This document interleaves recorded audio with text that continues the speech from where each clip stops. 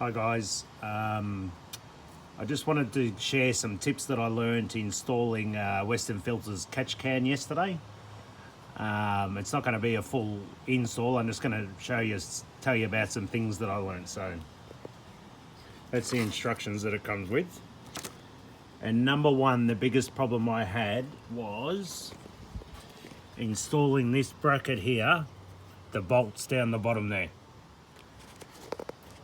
So when you took the factory bolts out, which are like that, the coolant drops about 4 or 5 mil, and I couldn't figure out why the bolts wouldn't go in the hole. Took me probably about an hour to get them in, and they're twice the size of this in length, so I could only turn the spanner, and I got ring spanners, like not even a quarter, less than a quarter, so I ended up using one of these tools. I just put a socket on the end of it, and that way I didn't have to keep doing that to my hand. Other than that, the hoses were really easy. It's got good instructions. I had no problems with the clamps. Just the bracket was the hardest part. I've just noticed that this is supposed to be down here. I've got to put it underneath the hose, so I'll change that around. That's no problem. I can just take the clips off.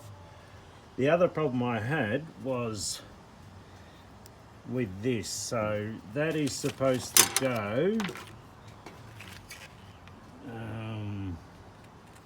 where's the photo of it? On that bolt there, which is down here.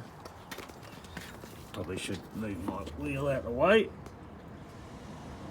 So on those two bolts that are just down there.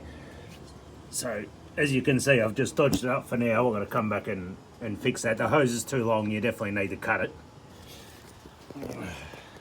The problem I had was, because it flexes like that, every time I tried to put those bolts back in, they wouldn't lock the thread, and I started threading one of the bolts, so I gave up.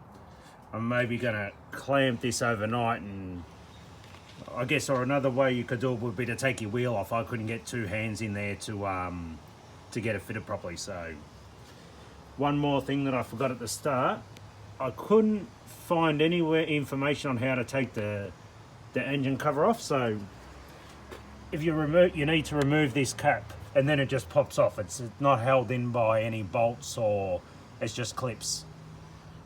So yeah, so anyway, I hope that helped. I've just wanted to share some things that I didn't find online when I started with the install.